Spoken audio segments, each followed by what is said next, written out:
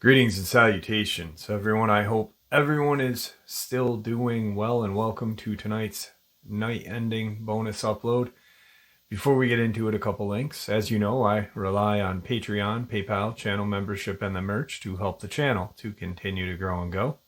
Links to Patreon, PayPal, channel membership is in the description below. Merch displayed directly under the video. Also, Dogman, Frightening Encounters, Volume 1 through 3, the audiobook versions.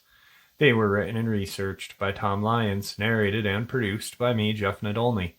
Those audiobooks are available on Audible, Amazon, and iTunes, links to which are also in the description as well. And finally, last but definitely not least, if you'd really like to help support this channel to continue to grow and go, simply subscribe. It doesn't cost you a cent. Click that like button, takes half a second. If you don't want to miss out on any of the informative uploads I put out daily, click that bell icon, and folks, please leave a comment. Why? Well, because these things really do help this channel to continue to grow and go, and yes, folks, they do matter.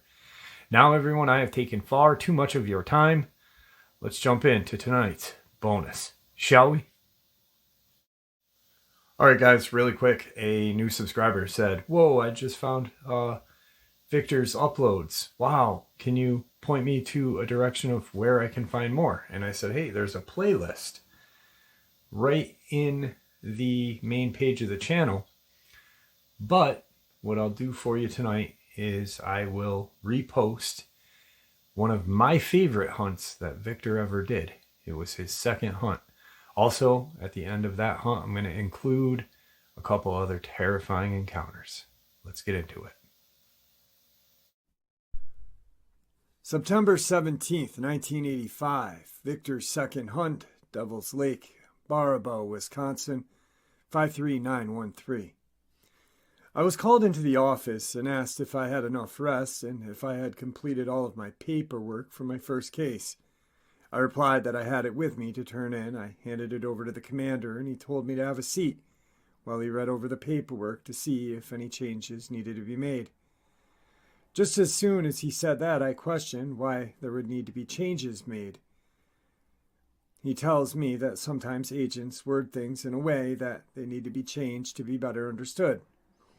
So I sat there while he read the entire report from start to finish, including the spelling, and I'm not the best speller, but he found no errors. So finally he finishes up and he hands me a file and says, "Up front, go take it out. It's a Dogman, and it's bad. It's out of control. It's killed dozens of cattle, domestic dog, and cat. Now it's finally crossed the line. Last night almost seems like it's having fun scaring teenage kids. But then something happened, and it killed a 16-year-old girl. As best as we can tell, she got separated from the rest of her group. They ran off and left her. We don't know.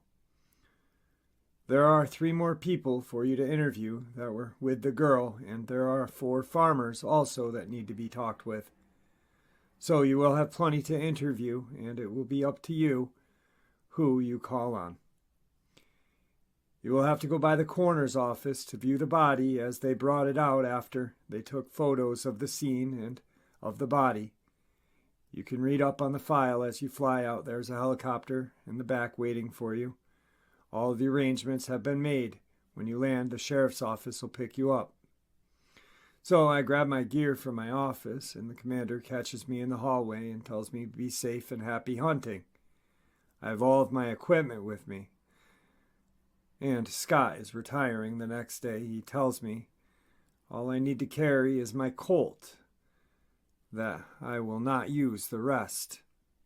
Me being me, said I would feel better having them with me, but I would remember what he's telling me, and that's what I would carry after this Dogman. I wished him well on his retirement, headed out to the helicopter, got loaded up and locked down, and I start to read the file from the sheriff's department.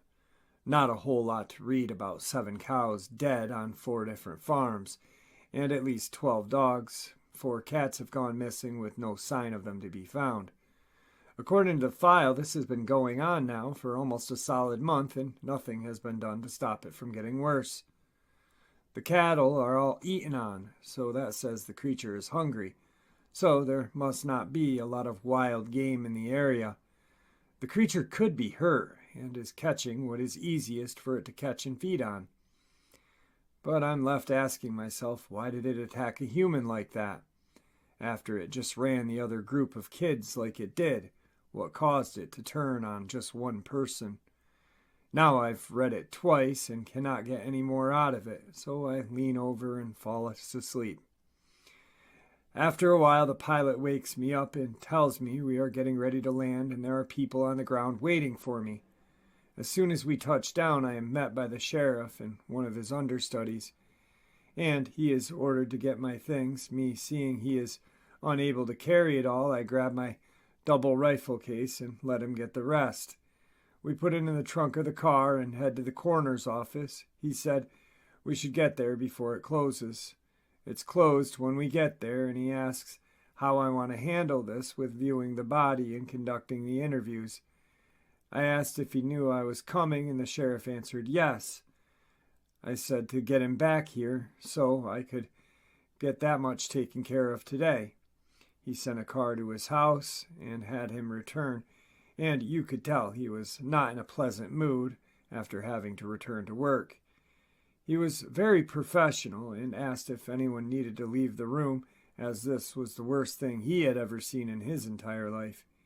He gave us gloves and a mask and told me that she had been eaten on, and that there was not a part of her body that wasn't cut up or bit on, and to prepare ourselves for what we were about to see. He started pulling back the sheet slowly, starting with the head and neck area, and the face was not bad at all. And I thought, well, good, this can be an open casket. There was a huge bite mark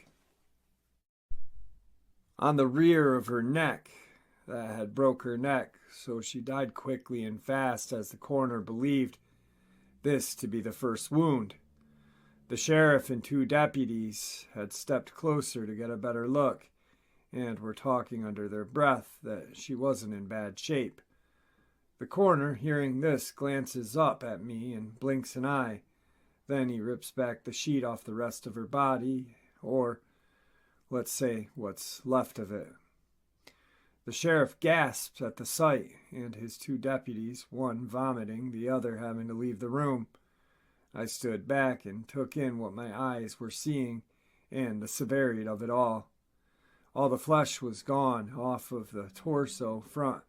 There were no intestines or organs left. They guessed they had been eaten. Her legs looked like someone took a butcher's knife and sliced down to the bone about every 3/4 of an inch, thick slice starting from the top of her legs down to her knees. From her knees down, they had been peeled down to the bone. Me and the coroner put fresh sheets over her and then went outside to meet with the sheriff again. Once outside, all 3 law officers wanted to get on. Then the coroner and I had to calm them down and let them know that I have a killing machine on the loose and we need to work together. Then they all questioned that just by seeing the body that I know what killed her, and I answered, a Dogman. Well, now you can't be talking about any such monster when I have a maniac on the loose. I informed him that he did indeed have a maniac on the loose, and it's not human. And if you think it's human, you are wrong, and I will prove it to you. Can you spare me the car I asked for? He said, I will give you 1 man and a car full time, all I can afford to give to you at this time. So he gave me a 64-year-old deputy that couldn't carry my gear to start with. So I guess we should go and talk to the farming family, so we ride to the sheriff's office. Carson calls up the family, and yeah, they're still up, and said, come on by. But to be careful, there are no lights outside the farmhouse. Carson sees me put on my Colt and my AR platform military-issued long gun, and giggles and asks if we are going bear hunting. I look and see he is carrying a Smith & Wesson Model 10 .38 Special and suggest he grab a shotgun with buck loaded in it. His face gets serious. This must be bad, he said out loud. "We are just going to talk," I said. We drove for what seemed like forever. But it was only 27 minutes when we pulled up, and every light in the upstairs of the two-story farmhouse was on. Carson says to sit still till all the lights come on down the stairs. He turns his blue light on. When all of the lights come on, we get out and Carson hurries me up to the front door, where they are all waiting just inside, all 9 of them. Wow, I was told there were only 4 witnesses. And an older man who was the father spoke up and said, "No, that's wrong." He introduces himself as Ted. "This is my wife Kathy, my boys Seth, Tony, Andy, Philip, Greg, Michael, and Teddy. There's more, but they're all upstairs with the grandkids. But they can come down if you need them to be." We sat down at a table that I knew would sit 24 to 25 people, and it was dead silent. I asked Ted to tell me what he knew about what had happened. This was his statement. "I guess it all started back at the start of the year. They started cutting timber off of two huge tracts of land next county over, and also 1 or 2 counties north of us started cutting large amounts of trees as well. The railroad runs alongside my bottom pasture and an old train truss right in the corner with a large national forest on the other side of that, second largest in the state. Anyway, word gets out that there's a monster in Johnson's Bottom, and all of the high school kids start coming out at night to see what they could see. I went to the sheriff and he told me to put up a poster, and I did. That just made it worse. The bridge has a new rope on it where they used to swing out into the creek, but they used to not tear up my crops and leave all their trash behind. Now we have to go 2 or 3 times a week to clean it up. So after 3 weeks or so, my boys were tired of picking up trash that they didn't do, so they go get on the bridge and lie in wait for the kids going to make them clean up their mess. This went on for days, and they would not be there when the kids came. Finally, I spoke and told them by Friday afternoon I wanted that to be done. So 3 boys go down on Thursday night, and here comes about 17 carloads in the area, throwing trash in the corn rows, but as the boys watched, they could tell they were able to throw them a long way, and they started to see a corn stalks moving back and forth. Then some of the older boys would stay about 25 yards away from the corn, then run up to it, shake a corn stalk or 2, and run for the bridge. You could only see the corn stalk shake as something moved through them trying to catch up with the runner. This went on too long. Once again, I reported to the sheriff, and he told me to block the road bed leading to the old bridge. The night that Susan died, we had blocked the road bed with a steel pole so they couldn't get in, and that had worked most of the day, cleaning up down there. All I can figure is there were enough of them to be able to lift the anchor post out of the ground. This is the only night we had ever heard them leave, because we heard squealing tires on the main road. And then the next day, the missing girl on the radio, and one of my boys said, "You don't suppose something happened down there last night?" Myself and all my boys and 5 of the wives went just in case we found her and needed a woman. When we got to the gate, I knew they had lifted it before the sackcrete had set up. We pulled around, and I spotted her almost immediately and told a woman to return to the house and call the sheriff, that we had a dead body in Johnson's Bottom. Me and the boys walked over and looked, and I wish we had not. The tracks around the body appeared to be canine. I interrupted and said that they're a Dogman. "A what?" was shot at me, and I explained. I asked permission to stay in the barn closest to the Bottoms, and he said he would feel better if I stayed in the house. I then explained what I was here to do, and that I needed to hunt with privacy. He offered his boys help, and I said I'm glad you all didn't try to do it on your own.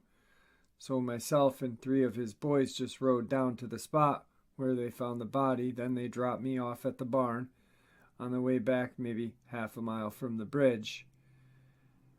I get out my bright light as I start to head into the broken down barn. Pistol is out and ready.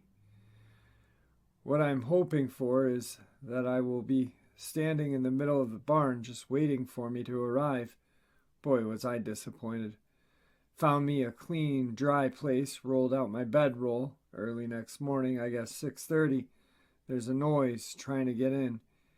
Maybe I am in its sleeping space, but no, again, it's the farmer coming to see if I want to join them for breakfast. After I ate and talked to everyone again, I started to walk back to the barn. When I finally get to start my hunt on this Dogman, things seem pretty straightforward, and I walk down to see what they have been feeding this creature come nightfall. I found the wrappers that they had been giving it. I went back to the farmhouse and called my assistant from the sheriff's office and told him what we were going to need for the night, and that I would also need him to work the night shift tonight and get ready himself. So the deputy arrived at 17:30 with my supplies and showed him where to park the car and remind me of it till I came out to the car. The events, the actual hunt. I started placing the burgers 12 to 16 feet from the edge of the cornrows. After that, I climbed up on the bridge and took up a good overall view of the area. I had been sitting in the same position for the past 3 hours with nothing to show for my time, and it's 20:36 hours. As I start to stand, there is the longest howl, I believe. I can hear movement in the corn, but I cannot see anything. This went on for several minutes, and I didn't realize how long it had lasted. The next time I checked the time, it was 3:03 hours, and just then, I saw it for the first time. There, directly under me, looking up as if it's getting ready to jump up toward me. Looking down and seeing those red eyes just staring up. After we locked eyes, I slowly moved for my Colt.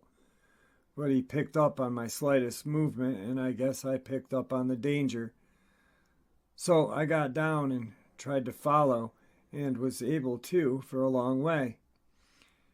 You could follow him easily, so after 1 hour and 15 minutes, I turned around and returned to the bridge and found out that it had been wiped out the burgers, and then I remembered that Carson was at the barn entrance and I needed to check on him without getting shot. I walked up to the patrol car and there he was. All the doors were locked. He was fast asleep behind the wheel. I told him what I would need again tonight and thought I would do some more exploration of the general area. After a couple of hours, I had located an old family cemetery about 9/10 of a mile from the bridge. After walking out and talking the farmer back to the cemetery, we called the sheriff and was trying to figure out who was buried here. He said we would have to contact the National Forestry Service, but it would be hard to get any information from them. I explained that it didn't matter who owned it, but someone needs to know who's there and who does the upkeep on the property. There's about 34 graves out there. After this, I lied down. It's now maybe 13:45 hours, knowing that I have to be up again at 17:30 when Carson shows up. Ted and Carson and 3 of his boys were watching the barn when I woke up at 17:50. Ted said we could tell you looked tired, so we were going to watch while you slept. No, now I have to rush and get set up. Boy, I was mad. A couple of your boys have to come help me set up. Now, who's going with me? Ted said that would be Seth. Just show us what you need. We got the job done, and Carson was at the barn across the road, and the farmer and his family were all safe at their home. After several hours, it was 2:38 hours, when I saw the first cornstalk move, and man, was it slight. And then I noticed I was down to maybe 3 or 4 burgers left hanging. I perked up. Then I could see it moving in the cornfield, and I watched it retrieve one of the burgers. It would get to the edge of the cornfield, get on its belly, and then it would crawl till directly under them, then reach straight up and get the burger down. So back in he went now. There's 3 burgers left. I have my rifle up ready to shoot. I know it has to have seen me tonight, as I have changed my location on the bridge. As I got ready to take the shot, it crawled out to get the last burger. He turned his head up toward me like he was just checking to make sure the coast was clear. But I hit him right above the left eye, and he never knew it was coming. Carson comes running down there after my shot, but I was down off the bridge before he saw the creature lying on the ground. I gave him a piece of paper and asked him to make these calls for me, and not to let anyone till the military comes in to retrieve it. He said, "Yes, sir," and off went Carson on his own world of natural things. I went to work on prepping the creature for transport. I measured 7 foot 11 inches tall and weighing at least 395. Not too bad. The fur I thought was soft, but the smell was almost unbearable. We were so busy right at this particular time, it took 15 hours and 21 minutes to get a transport to my location. Today's second encounter. This experience happened in the Sierra Nevada mountains on the border of California and Nevada. Just to give a little background on myself, I am a very successful technician in the world of broadcast. My eyes are my greatest tool for accuracy and detail. I'm an accomplished visual artist and have studied the movement of animals closely since I was very young. I also have been coming to the same camping area for over 40 years, so scouting fish and other wildlife in the wilderness is second nature to me. That is to say, I have an exceptional eyesight, and I feel I am a better witness to an event than most others, not only because of my keen eyesight, but I also have the ability to keep calm under extraordinary situations. Having said that, in this instance, I have a fellow eyewitness, my wife of 13 years, that is the most skeptical of people that I know. So all of you naysayers save it because I live with the biggest, and she would have never believed my story if she wasn't there in the passenger seat beside me that night. I don't know how to categorize the creature I saw that night. What I saw was very humanoid, and that is so disturbing. The location is Bridgeport, California, Twin Lakes Resort, a remote fishing lodge high in the Sierra Nevada mountain range. The resort sits in a valley at about 7,000 feet and in the shadow of the mighty Sawtooth Ridge, a beautiful, secluded spot with no cell service and tons of wildlife. I myself have seen bald golden eagle, osprey, mountain goat, mountain lion, mountain beaver, even the rare Sierra moose. The date would have been just after Labor Day of 2014, maybe September 10th, approximately 5:30 in the morning. We had just finished loading the fishing gear, and we were heading to the creek for some daybreak fishing. The creek campground is about a quarter of a mile from the lake cabin. I've taken this short trip literally 100 times before, and is always active with nocturnal wildlife. So we are always on high alert for the regulars like mule deer, black bear, jackrabbit, and even rattlesnakes on occasion. This morning was a little foggy, still a little dark. The high mountain ridges keep the valley dark from dusk till dawn. I had just passed a small trailer campground as we saw something closing the road coming in our direction. Maybe less than 50 yards away. It looked very light, close to the ground. It was the size of a large goat, but moving very oddly.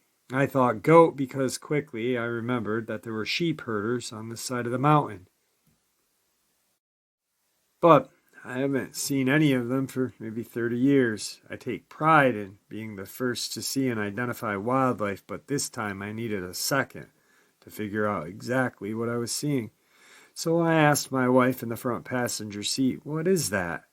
pointing to the thing running in our direction, that the likes of which I know I had never seen.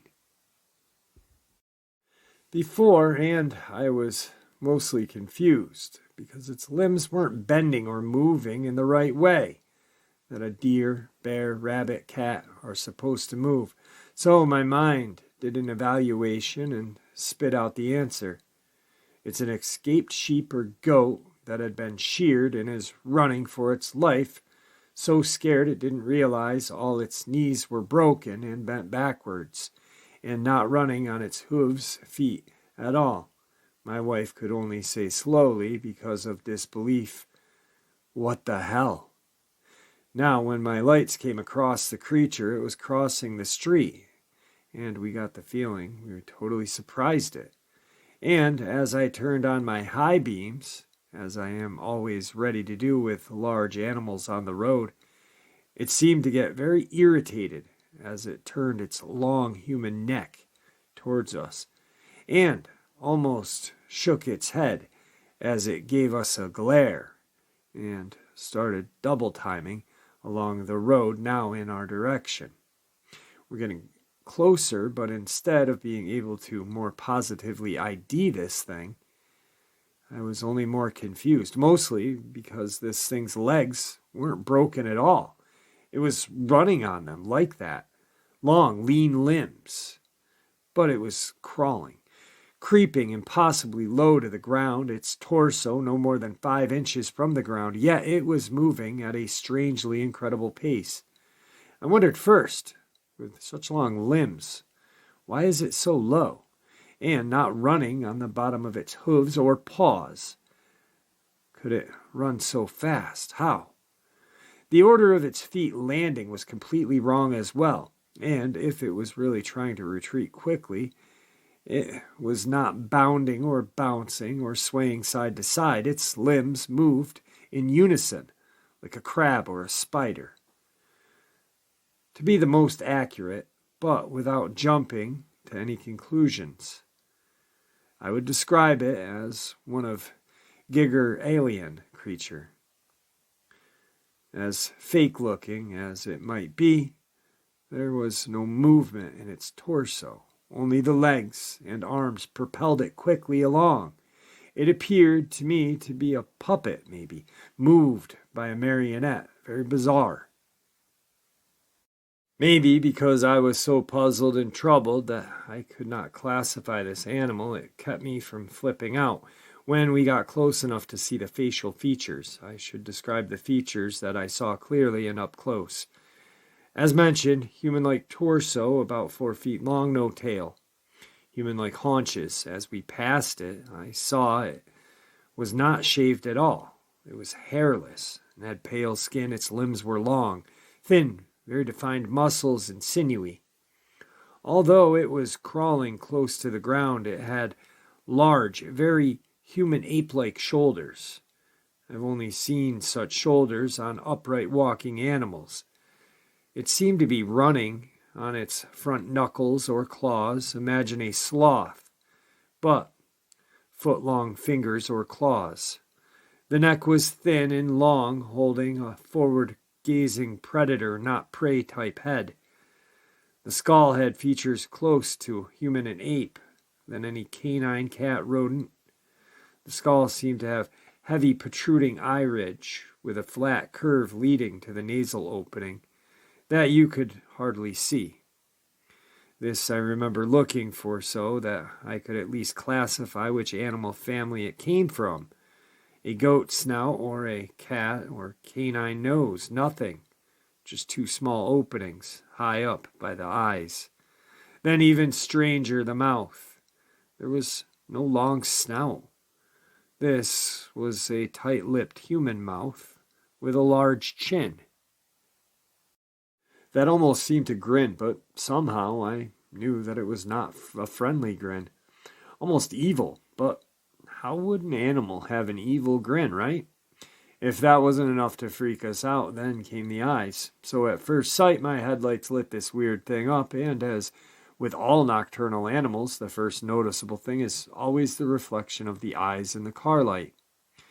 Like all the rest of the many animals I've seen on this tiny stretch of road, their cover is blown instantly. Well, not this case. And of all the troubling things that I had observed, this was probably the most unexplainable. I was driving right into it, and I could see the eyebrow ridge. I saw deep eye sockets, but no shiny large or tiny eyes. Just the sockets. All will be revealed shortly, right?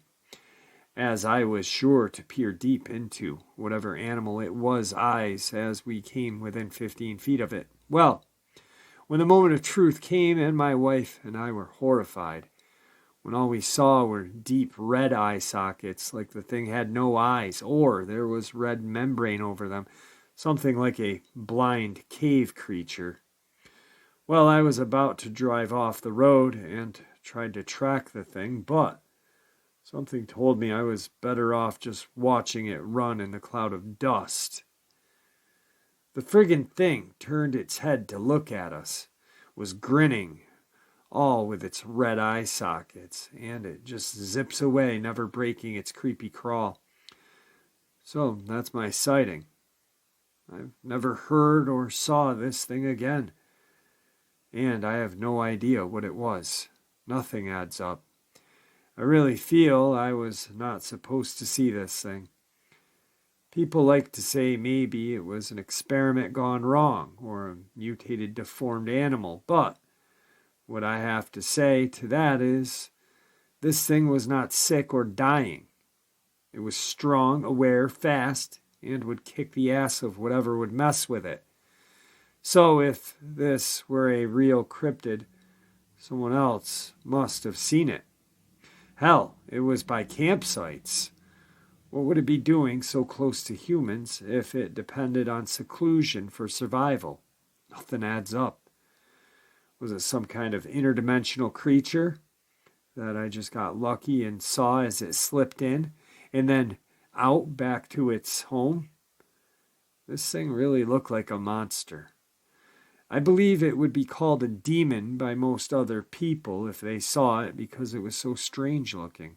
Sometimes I think it was something like a ghost, maybe from a different time, but the thing is, I saw it kick up dust as it ran into the brush, so it was real, not a vision. So there you have it. 2 people within 15 to 20 feet with a car light fixed on the subject for 10 to 20 seconds. No drugs or alcohol involved, no ghost stories or witchcraft talk. Just, oh my God, let's go fishing, then oh shit, what's that? Today's third part of the upload. Somewhere around 8 years ago, 2 of us were driving in a neighborhood on the edge of town. It was that time of year when things got dark early. I don't recall the exact time, but it was night. The sun had been down for a while. There was a little bit of traffic still and stoplights, so it was moving slow. I was in the passenger seat, and I spotted a pale shape darting around in and out of a cul-de-sac and on the sidewalks. I said something like, "What the hell is that?" And the driver of the car saw it as well when they had to stop for a light. We reasoned it must have been a loose dog, but that was not the first impression either of us got. I'm open-minded to strange claims. My friend is generally not. The fact that they said they could not tell if it was a dog either stuck with me. While I can entertain the notion of Sasquatch or something, this person is very much a believer in mainstream, common consensus, reality models. The creature, very pale, almost luminescent. I couldn't make out any fur, but it was night. The thing was fast, and I didn't get a clear enough look. The size and shape was similar to a huge dog, somewhere in the area of 150 pounds, I guess. Kind of emaciated looking, lean, long body with not too much belly and weird long limbs. I don't recall seeing a tail. It was moving on all fours, constantly, rapidly darting in and out of the shadows created by the streetlights. It was a quadruped, but didn't move like I expect the dog would. Big loping strides and odd movements. For a moment I speculated it was a female deer because of the bounding on the long legs, but deer have beer barrel torsos and long ears.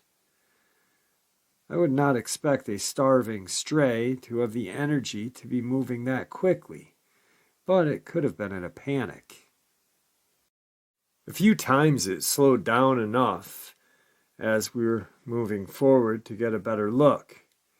It was hard to make out the details on the head in the gloom, but something seemed really wrong about it. Not like a dog's head, but more like a tilted flat face with a tapered chin. I realized that's a similar profile to a dog's snout. I don't think it had ears. Very bright, glowing eyes, brighter than I'd ever seen on an animal. Those things were staring, white eyes, forward-facing and large.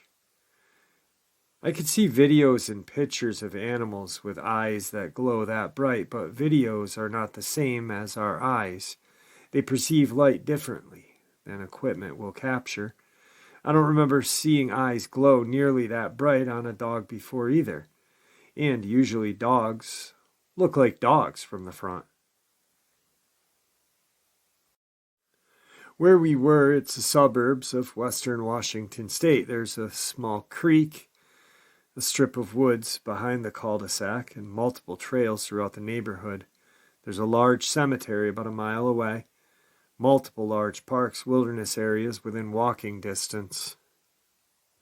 Connected lakes and streams, usual sewer systems, I assume, but further out are very large natural areas and forested mountains, well within roaming range for an animal that size. I felt like this might have been some sort of omen. I can't say if that was related to anything negative that happened in my life.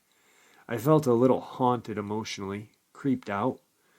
I thought about that dog-like creature with a human face as something I could use in my world building and monster design.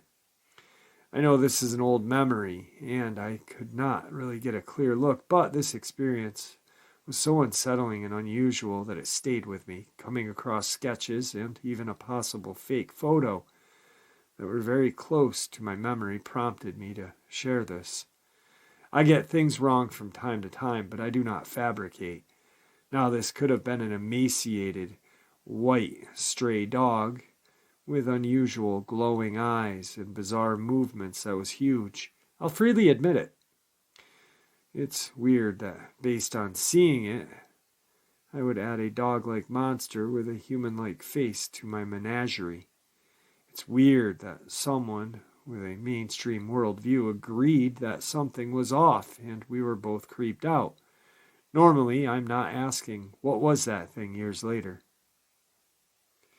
Considering how many mainstream lies I've uncovered and other strange experiences I've had personally, I'm inclined to believe my senses more than what I am told by authorities at this point. How the world works is not a fixed dogma. That night my senses, my instincts said that is not a dog. That thing is wrong and dangerous. Make of this what you will. I swear these details are true to the best of my recollection. Today's fourth part of the upload. I'd like to share two experiences. One, my own, and one that happened to some relatives. First, my uncle's experience, because I think that one is more interesting. I wasn't there to experience it firsthand, but they swear up and down that it was true. My uncles, both twins, were doing door-to-door candy bar fundraising for their school in rural Michigan in the early 80s. It's getting to be dusk, and they decided they would wrap up selling with one more house, then go home. The last house is this house that sits on a dirt road intersection, sort of on the top of a capital T-shaped intersection, so that the front of the house faces the bottom of the T. Facing from the house down the road, that makes up the vertical part of the T. There's a wooded lot on the right side of the road and a field on the left of the road. I hope it's clear. I can draw a map if it's not. Anyway, they finish up making their pitch to this house, walk down the driveway, and as they get close to the road, there's this thing that comes out of the woods. My uncle said that closest description he could give was that it looked like a puma. At this point, they're sort of scared, like anyone else would be if they spotted a puma as a kid, but nothing seems out of the ordinary about this creature itself. It gets about halfway across the road, the vertical part of the T, stops and looks at them, and then stands up on its hind legs, sprints across the remainder of the road, leaps over the embankment on the far side of the road, and runs across the field into the woods in the distance. After it stood up, it remained on two legs until it disappeared into the tree line. They, understandably freaked out, run back to the house, asked to use the phone, and have their parents come and pick them up because they were way too scared to walk home. My experience is something certainly abnormal. It occurred in north-central North Carolina. If anyone cares, I used to work a second shift at Walmart, meaning I got out of work at 1 in the morning. I was driving home, and there's a portion of the drive where it's not uncommon to see deer at night. That section is a bridge where there is a lake to the left, a splitway that goes under the bridge, and a big swampy wooded area to the right. I get to this area and I see what I think is a group of deer crossing the road, barely illuminated by my headlights, so I slow down like anyone else. As I get closer, I realize that there's at least 6 of these things, which would be a lot of deer. And they're not running like deer at all. Even though they were running at least as quickly as a deer does. Deer run with a sort of up and down bounding motion. These things were running like dogs do when they move a quick-paced walk, alternating legs diagonal from each other. But again, they were moving quickly. Right as the last one crossed, and I was close enough for them to be pretty thoroughly lit up by my headlights, one of the last ones turned its head and looked at me while it was running, and I got a good look at its face, and it was a canine. But the whole group was at least as big as an average deer in the area. Now, unless there's a pack of Great Dane running around rural North Carolina, I have no explanation what I saw.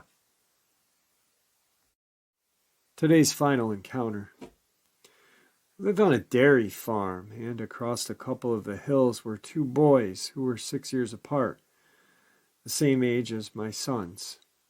At the time, they were 7 and 13. The boys had a single mom and a dad who lived in Alaska. I would have them come and spend the weekend with my boys to give their mom a break. She worked real hard, and my boys enjoyed the company. The older 2 would go to the barn at night and help milk, while the other 2 played outside until dark. It was in the summer, and they were out of school. One of the younger 2 came in the house screaming and was terrified. When I finally was able to get my son to make sense, I learned that something huge had jumped out of the rye field, and it had the smaller one with it. My son was a gifted artist even then, and I had him draw it. The thing was about 8 feet tall, covered in gray fur, and had green glowing eyes. He hadn't paid much attention to the little one except for telling me that it had fallen down after it jumped. I had to sit with them until they fell asleep that night. The older boys came down with my husband after milking, and they hadn't seen anything unusual. The reason I believed both the younger boys was because they were both very serious. They've never given me a minute's trouble. In the morning, I went to have a look outside and see if there were any footprints. There was a huge thistle growing where the boys said the thing had jumped out of. My jaw dropped to see it completely flattened. This thistle had easily been 6 feet tall. I went back to the house just shaking my head. I didn't know what to think. After that, I would go and pick the brothers up in the car rather than have them cross the fields to get to the house.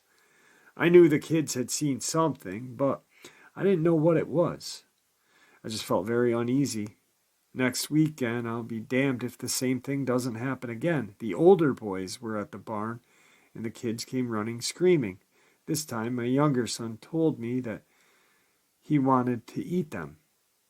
I kept vigil, again peering through the blinds in their bedroom until they had fallen asleep. I simply don't know what to do but get on my knees and beg for God to move. I really don't care what I had to go through, but these were my children. Now, you can believe this or not, I don't really care. But we sold the farm within the month and moved to a different town.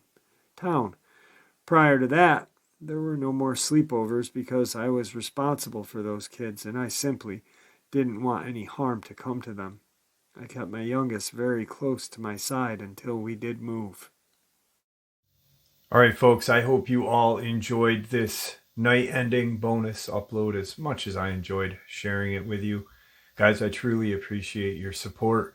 Your support is what makes this channel special and what continues to make it grow and go. Everyone, please stay safe, happy, healthy, and ever vigilant, keeping an eye on our children, our pets, our family, and friends. These creatures are real. They are out there and they are dangerous. Share this information with the people you love and care about. It may just help save their lives someday. Finally, last but definitely not least, never stop asking questions. Never stop searching for answers. And may Jesus guide your path.